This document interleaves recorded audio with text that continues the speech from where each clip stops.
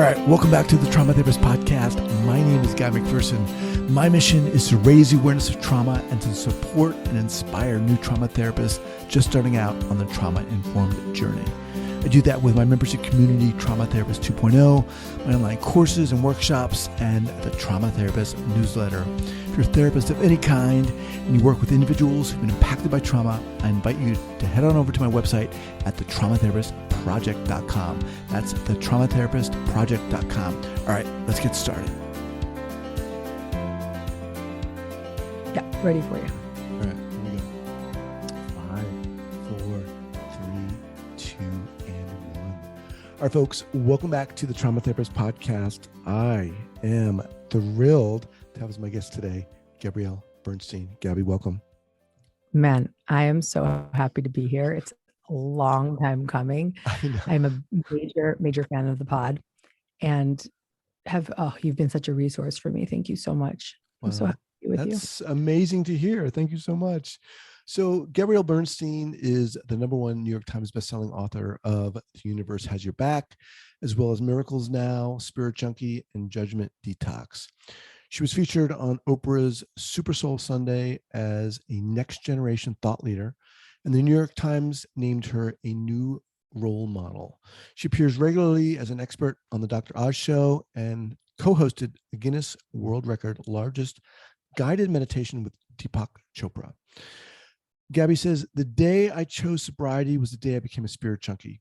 I started soaking up spiritual principles, meditation practices, and anything else that helped me get aligned with my true purpose, which was to be a source of love and inspiration in the world. Gabby, welcome. Thank you. So there's so much information out there about you. You've got all these books and, you're talking all over the place, and it's really cool just to have you here sitting in that little booth with whatever you're drinking, your tea, your coffee. And I just wanted to really find out how the heck you got here, because there's something driving you. It's clear. Yeah. So this journey is all throughout. I've written 9 books in 11 years, but the most recent book that I have now, Happy Days, The Guided Path from Trauma to Profound Freedom and Inner Peace, is why I'm with you here, right? This is why I'm such a listener of your podcast, because what I've done in this book is I share the journey of what it meant to go through all the stages of recovery, from even being unaware of trauma, being dissociated from my childhood trauma, to remembering, to coming out the other side. And in the book, I talk about EMDR, EFT, SE, IFS. And I just want to nerd out here about that with you, because while I've been a spiritual teacher for 16 years, I've also been on a 42-year long, 42 now, journey of recovering from trauma. So I wrote this book from the perspective of the patient, but also the spiritual perspective of a spiritual teacher. And I share in this book from the moment I was in the car, 24 years old at the time, in my beat up white Corolla, sitting and adhering to the alternate side of the street parking. I haven't gone to sleep because I was at a party an hour ago and I'm coming down from that party. And there's people going to work and they've got their shoulder bags and they've got their coffees and they're all going somewhere and I'm going nowhere. And I've got that red Gatorade on the ground and it's really a tragic moment. And I keep pressing play on this cassette tape. Mm-hmm. Over and over again. And it's a psychic reading from 5 months earlier. And the psychic said, you're struggling with drugs and alcohol. And I heard my voice quiver and I said, it's not that bad. And then she goes on and she says, you can exercise free will in this lifetime. You can stay using and have a really tough time, or you can get clean and make a major impact on the world. And I just kept repeating that and rewinding and playing and rewinding and playing and rewinding and playing. By the grace of God, I wound up getting sober at 25. And in that sober recovery, I reclaimed my spiritual foundation. I was brought up spiritual, very spiritual, visiting ashrams, being named by the gurus, given meditation practices from my mother. And I turned my back on that for many years. And then I came back when I got sober in 12-step program. And I was so psyched to get sober. I was that 25-year-old that was like screaming from the rooftops, like, I love AA, Mm-hmm. And I was such a seeker, all the years I was using, I still had a stack of self-help books next to my bed. And then as time went on, I really got so deeply connected to what I was doing for my personal growth and spiritual development that I started speaking about it publicly, writing books on the topics. And here we are 16 years later, and I've now released the book that tells really the full story. What led you, Gabby, to the drugs and alcohol? So I got clean and so I'm going to answer it this way. I got clean and sober at 25, but I wouldn't know until I was 36 why I was using. And so I got clean and sober, and like most addicts, I just picked up the other drugs of choice, right? So codependency, or I started workaholism. Workaholism was a big one, just overachieving. And when I was 36, around that time, a lot was changing in my life. I was newly married. I was trying to conceive. I was running this big business by myself with one virtual assistant. And my husband was going to walk away from his 10-year-long career at JP Morgan to come run my business. So a lot of the control mechanisms that I had in place were starting to be dismantled. And so just at that time, I started cracking and melting down, and then pulling myself back up, and then melting down, and then cracking, and then gastrointestinal issues, and cracking and cracking. And my mantra at the time was, I can't go on like this. Then I had a dream. And the dream was of being sexually abused as a child and then confronting it as an adult. When I woke up that morning, it was as if it had just happened. It was like so real in my body. It was so true. And then I was like, no way, man, I'm shutting that down. And I pushed it down. And a few days later, I was in therapy, and my therapist said to me something that was just a little bit opening. It was a little enough to open the door a little more. And I just immediately was flooded back into a dissociated memory and acceptance of this abuse from my childhood. Not a lot of details, but it was, but it was horrific and terrifying, because you go right back into it. And in that moment, I was pretty stuck in it. And for many months I was stuck in it. But it was the biggest sigh of relief for a moment, because I said, oh, this is why I was a cocaine addict. This is why I'm a workaholic. This is why I can't be present. This is why, this is why, this is why, this is why, this is why. And that began the next level of my trauma recovery. And that's what I want to talk about with you today. Definitely. So you have this realization, which is just so intense and crazy. How do things unfold for you in terms of needing treatment? What did you do? What are the steps you took? Yeah. So first things first, I had a little more that was recalled. I had a therapy session days later, and I was so stuck in that moment. I was really so terrified for probably 6-7 months. And more memories, there were these imprinted visions that I'd always had in my mind as if they were movies. You've heard this before. And those imprinted, fixated memories and visions had kind of haunted me, but I didn't have any reference for them. And now they were starting to come back in a full understanding. The closet, the window in the closet, the chest in the closet, just the visuals. Then I immediately went into body work. I started doing some somatic work, and I did some. At the time, it wasn't with an SE therapist. It was just straight, just sort of self-regulating work. And then I did a lot of right away. Did a lot of EFT. I was already trained in EFT, so I was doing I was not I was teaching EFT. I was practicing it for myself. So I was really familiar. So I was working with an EFT practitioner that specialized in trauma. Then, and that's emotional freedom technique, EFT, just to clarify. And then I went into EMDR. And EMDR was really soothing to my system and really supportive for me in getting back to a safe baseline. And all the while I was practicing IFS in my therapy, but I didn't realize that it was IFS. I didn't realize it for a decade. I just was talking to parts, but I didn't know I was doing IFS.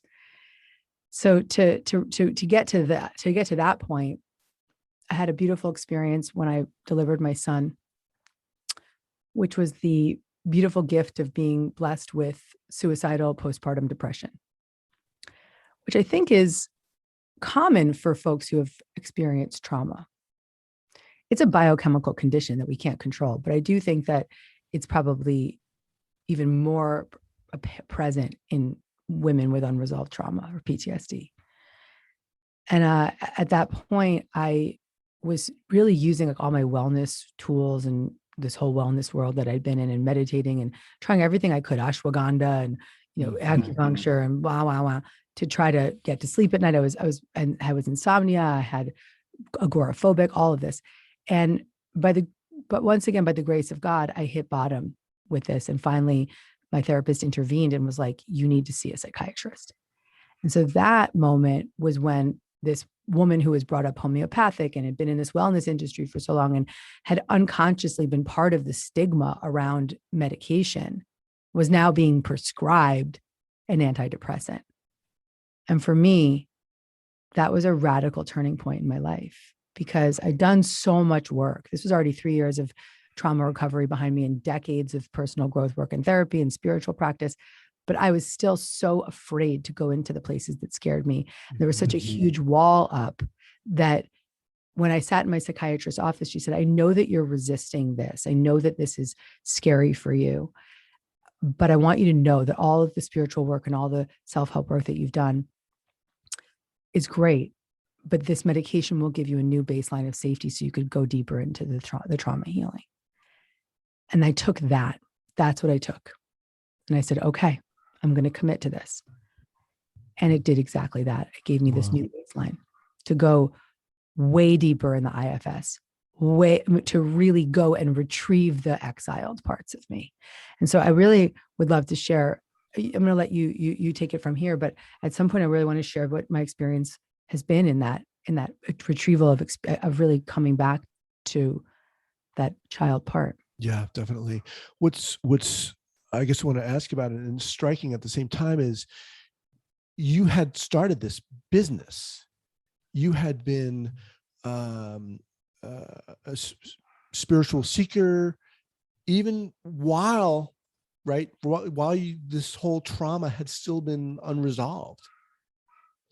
Yeah, I can see now that I have a spiritual belief that our souls make a decision before we come into the body that says, okay, I'm going to sign up for that, and that, so that I can learn that. And for me, I believe that I was brought here to go through whatever I had to go through to learn what true freedom and inner peace meant so that I could be a messenger, a raconteur, a guide to help people get there. Right. So let's get into it. So what happens? You start taking these meds, antidepressant? Okay. Mm-hmm. And I was taking the medication and it took several months for it to kick in properly and to get to the right therapeutic dose. Finally, it got there and I started sleeping again and just started to feel a steadiness I'd never known. And I was realizing that I'd been living for my entire life with an undiagnosed anxiety disorder, otherwise known as PTSD. And I was starting to just feel so safe to start to slightly titrate in and out of that connection to those fearful, exiled, shame, rageful, grief parts, the child parts that were so under lock and key. And so I was doing three therapy sessions a week. Wow. And I recognized the privilege I had to do that, just like having like Deepak Chopra on speed dial and like, any, whatever it was, all the resources, the financial resources to do that. And so I wanted to really commit wholly and fully, use the resources I had to get the help I needed so that I could come out the other side and tell the story and to be free for myself. And so I was doing SE, IFS, and EMDR weekly, because I wasn't going to just take the pill and be like, I'm good, because that wasn't going to work. That might have settled my system a little bit, but it wasn't going to heal the wound or the patterns or the behaviors.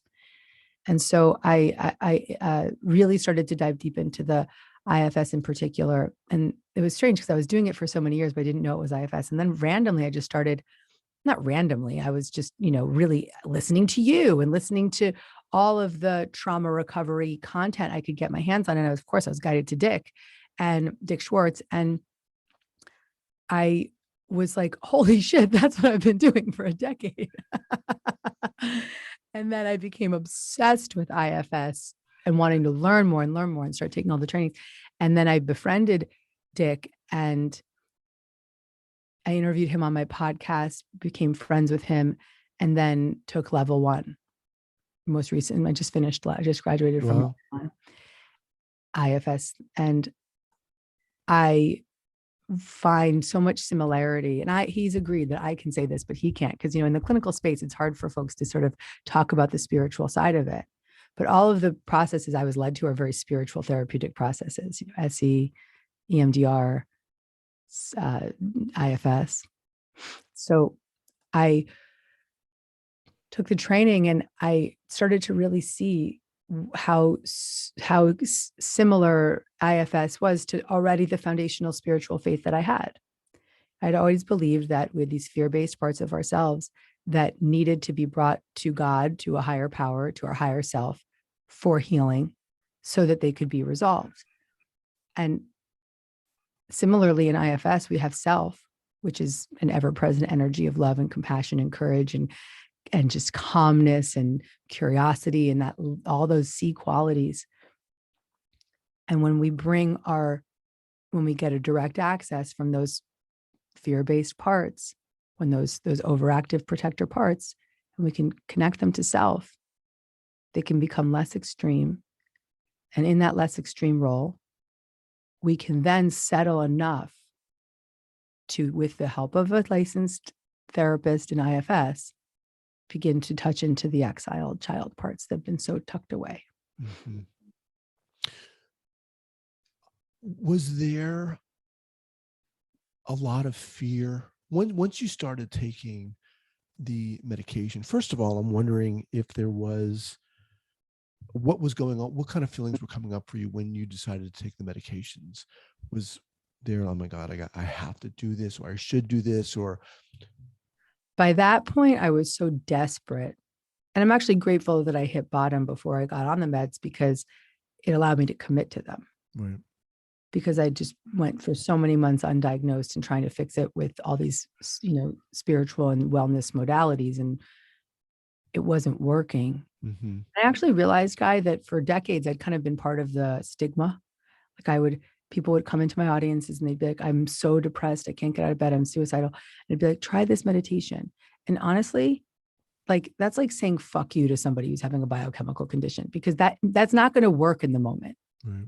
If you're having a serious acute condition, you need greater support. And what I came to accept for myself was that God was in the medication, that God was in the doctors, that God was in the therapist and the psychiatrist, and in you when I listened to your pod, and in the meds. And I'm a woman of faith, and I've always trusted that I was being guided to exactly what I needed, no matter how much I resisted it. Mm-hmm. I would get there. And so I saw, okay, this God's handing me a boat. Better get on the boat. As you started working through this, Gabby, with IFS and so forth, what shifted for you in terms of what you felt your mission was? Yes, thank you for that question. Yesterday, I was on the phone with my therapist, and I just was like really exhausted, noticing that old part of being overworked was showing up, because I have so much on my plate at this moment, launching this book. But I said to her, listen, it's so different. I witness that part not as a workaholic right now, but I see her as a woman on a mission. I see her as a woman who's going to take care of herself along the way and connect to self energy as much as that part can. But she's on a mission more than ever before, that part wants to do everything in her power to make sure that those who need this book can receive it, because it's for the folks that may not find their way to you. It's for the folks that are not going to necessarily find their way to a IFS therapist or an SE therapist. They may not have the resources. They may not even have any awareness that that's something that's there. It's for the folks that have been then spiritually bypassing. It's for the folks that have been numb, addicted. And it gives them an opportunity to recognize they're not alone and a path forward. So it's mandatory right now that I let that part do her job. If you were talking to someone who was in your position, maybe before they saw that psychiatrist and they started doing IFS, if you could talk to someone who was in that position, what would you say to them? What would they need to hear? Right before they had the psychiatrist and that kind of support, and they didn't know that they were going to get there, and they didn't know how they were going to get there, I would say I would send them a copy of this book, and I would write in it, stay willing. Because all that the reader needs is the slightest willingness to be guided to what is their next right action in their recovery journey. And the reason I would send them this book, and look, there's other books out there that I would send them to, but this book I really would send them because it is a door opener. It's a guide to awakening the conscious awareness of the fact that you've been running, what you've been running, and helping you gently touch into what you've been running from. And also with, really encouraging all the way through, get the guidance of a therapist, and then giving them the path that I went on so that they can choose from it what they want to use. I want to go back to that statement you said earlier on when there were examples when you would talk to people and they might say, well, I'm having a difficult time. And you would say, well, you should do so-and-so meditation. Say more about how things have shifted for you in that sense. I'm a meditation teacher. I'm a spiritual teacher. I filled my book, this most recent book, with countless self-regulating methods. And I believe that they're all absolutely necessary on the healing path for studying your systems, bringing yourself back to safety for the moment, calming your nerve, getting out of a panic attack, falling back to sleep. All of those moment-to-moment practices, and even repetitive practices, particularly meditation, have a profound impact on your brain, on your nervous system, and your neural pathways. But I would add to that now that it's and more, because we can use all those practices for self-soothing along the way, which I did. They were all my self-soothing practices that I came back to. I was like, and I still use them every day. I used them right before. I just did my meditation right before I joined you. But I would say, let those practices be a support system while you go into a therapeutic setting and do deeper work. Unapologetically, I would say that right now. Right. And then there's somebody listening, I can't afford therapy. Thankfully I've got, there are a lot more now because of COVID services out there that are free or a better price for folks who can't afford treatment. What is your mission now? You are so, come on, you've written nine books. You're speaking all over the place. You've obviously got this drive. What do you want to do? What are you doing? What is your mission, do you think? Do you know? Yeah. After going through the IFS training, I think it really solidified for me.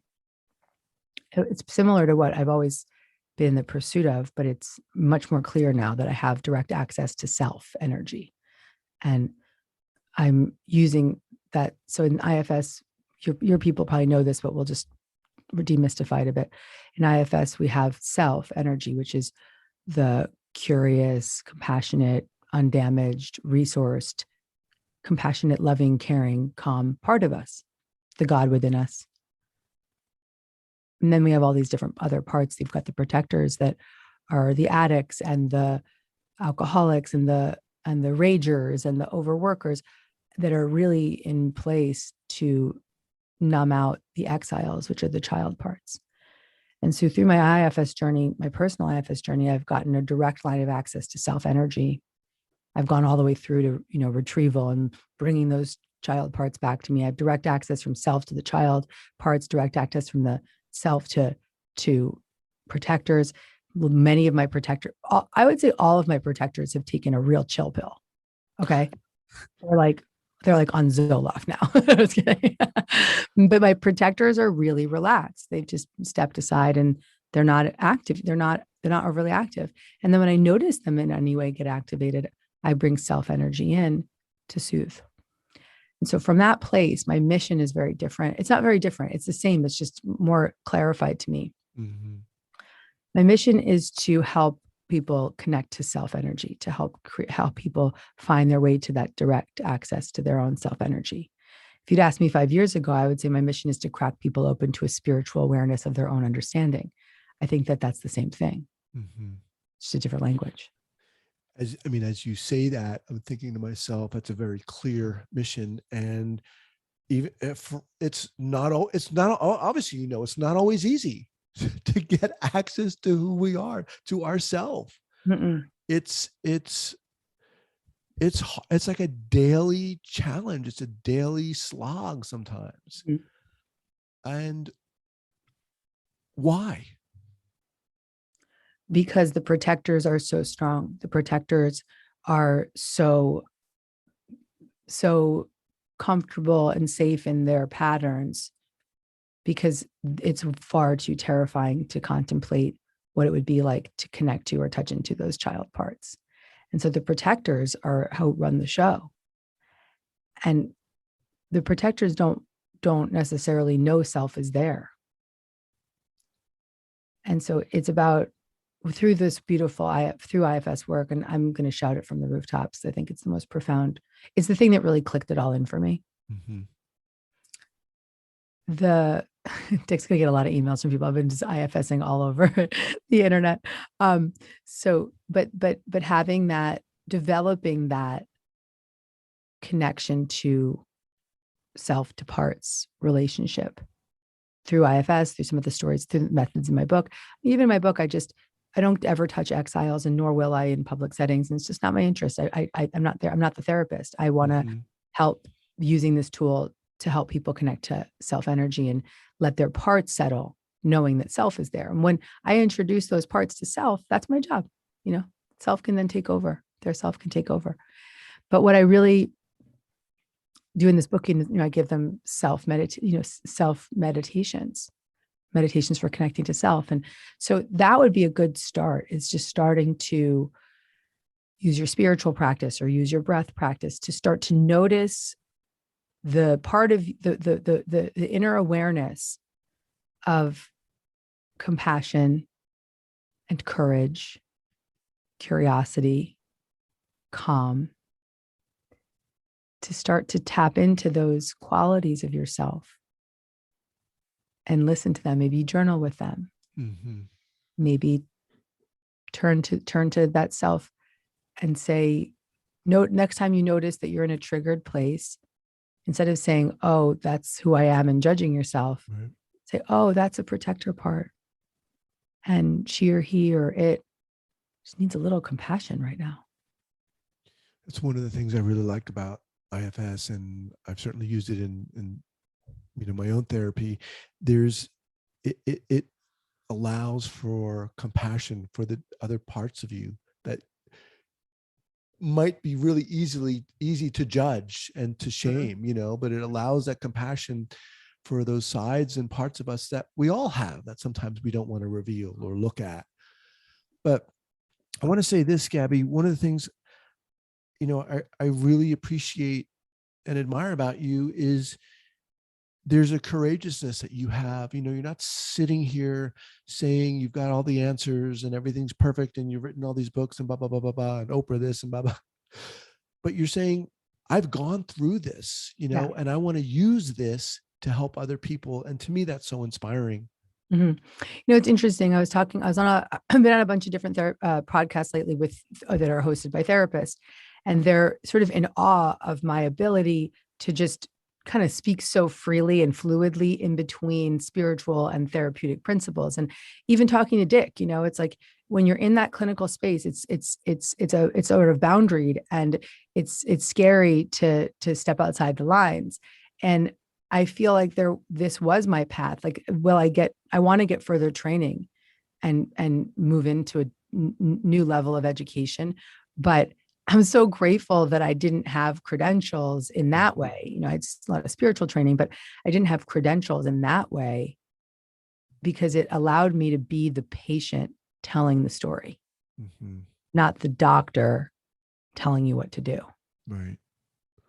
With a doctor with all the answers. Right. Patient with experience. Right.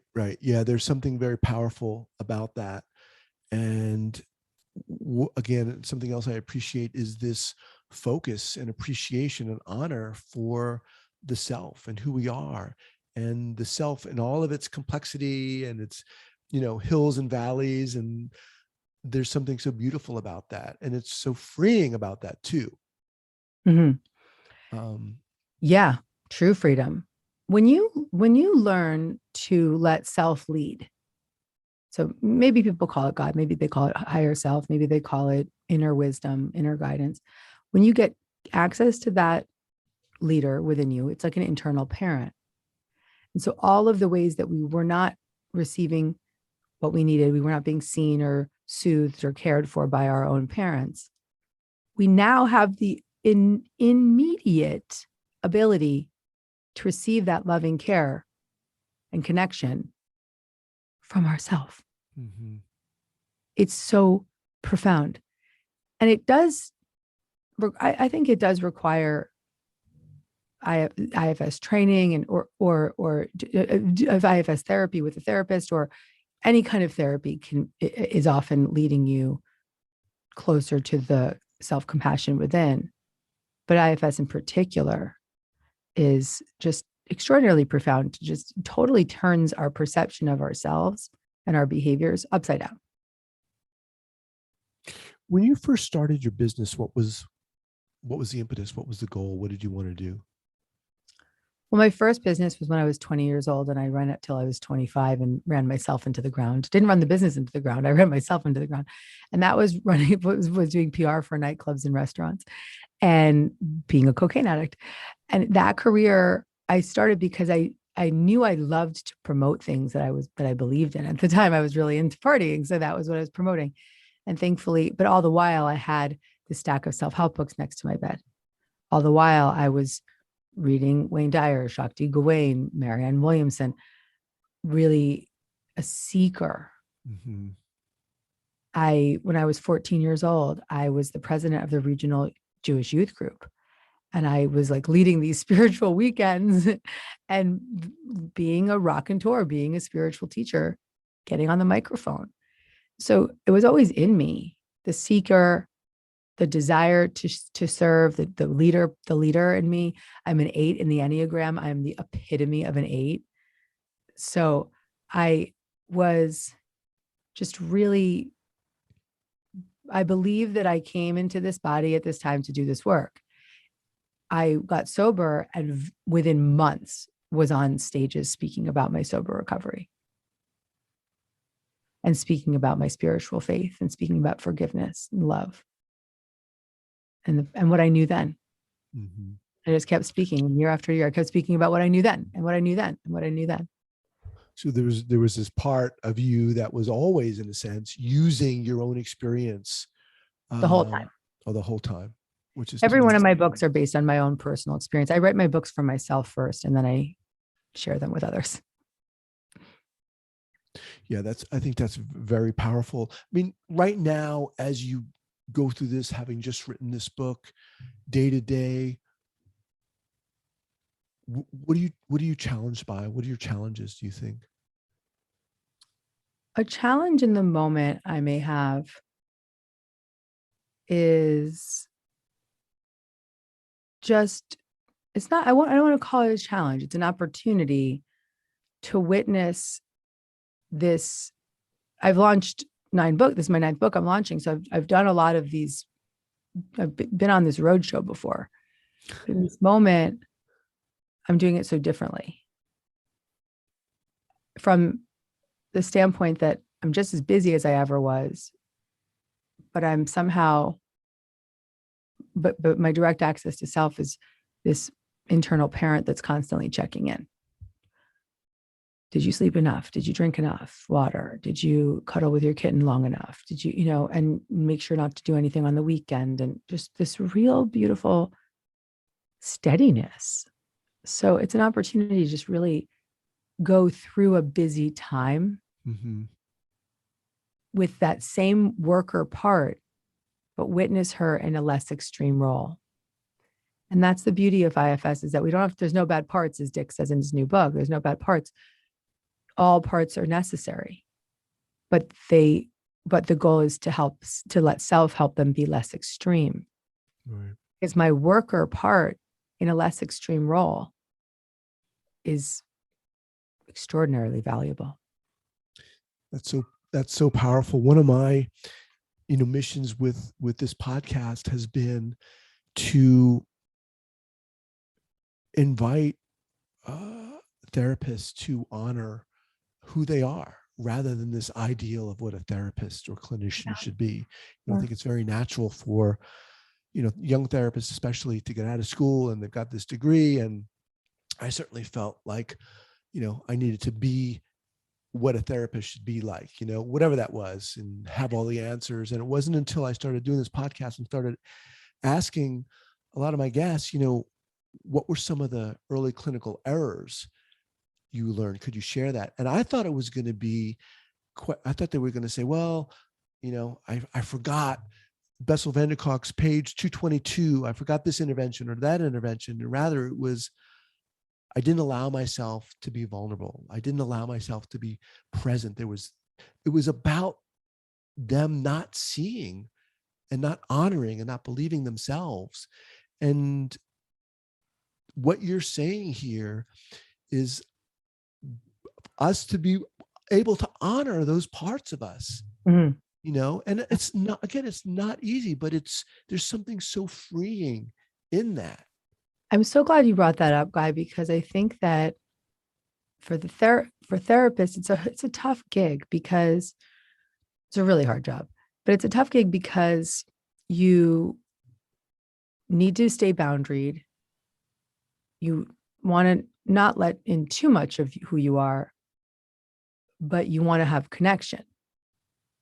Right. So, but the beauty of that's why I love IFS, because if you do therapy from self, so much of the IFS practice is about, if the patient doesn't have direct access to self in that moment, and they can only see how bad their parts are and be so in it, the therapist, the IFS therapist, can extend their own self energy they can be that bridge for the patient. And so I think it's important to recognize that you may not have to reveal every single detail of your life, but if you just simply drop in and make your tone of voice normal, right. Right. And just lean in with some compassion and genuine curiosity, not like bullshit curiosity, but genuine curiosity, and really notice that energetic, subtle shift within yourself that really allows you to channel while you're in that, and co-regulate without creating codependency, but co-regulate you extend that self energy to the patient, and they walk out of there feeling so connected to you, even though they know nothing about you. Mm-hmm. And that I've seen in one of my therapists in particular, in my EMDR therapist is, I want to get her on your show. I'm going to CC you guys immediately. She's unfreaking believable, guy. And the thing about Tammy is that she's so dropped in with you as a human. And it's her style. Everybody got different styles. Right. That really works for me.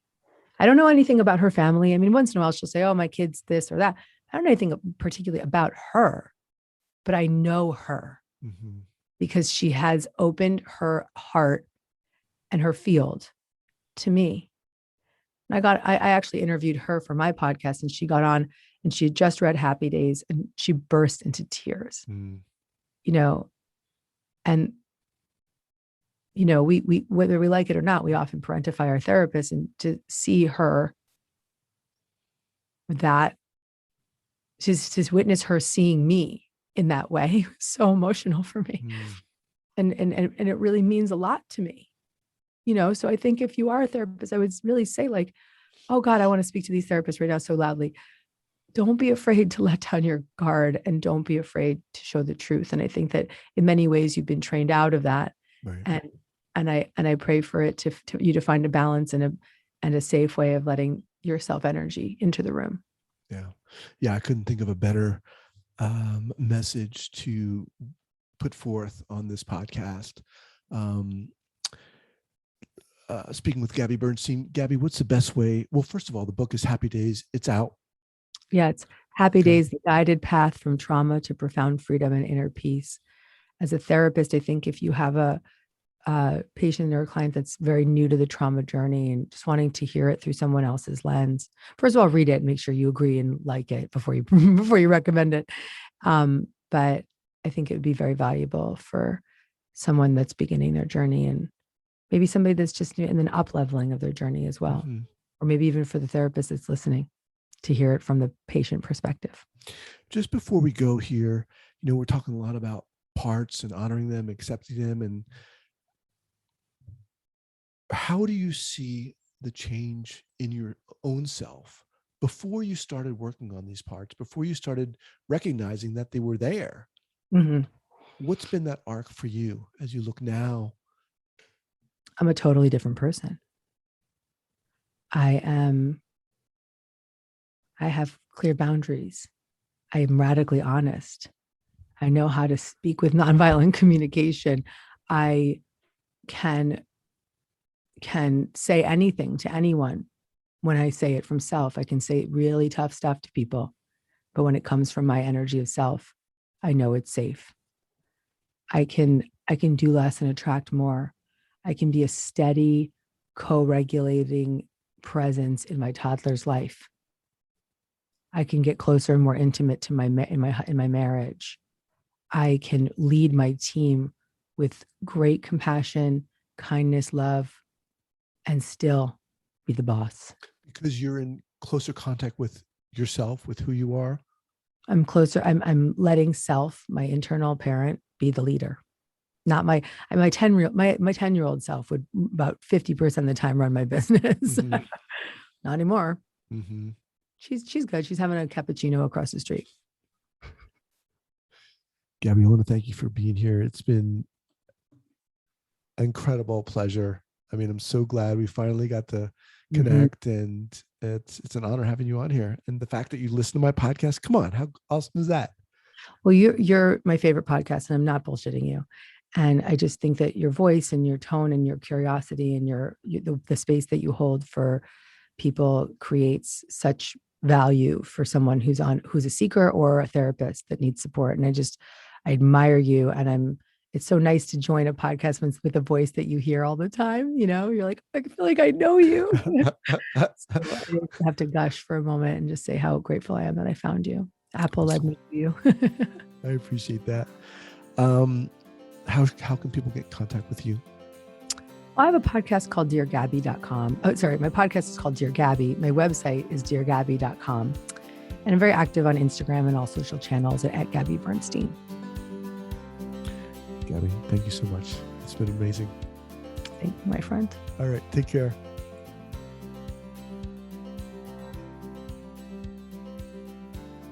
Thank you so much for listening and supporting this podcast.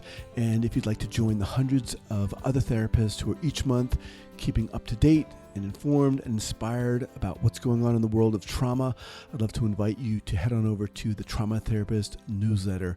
That's the traumatherapistnewsletter.com.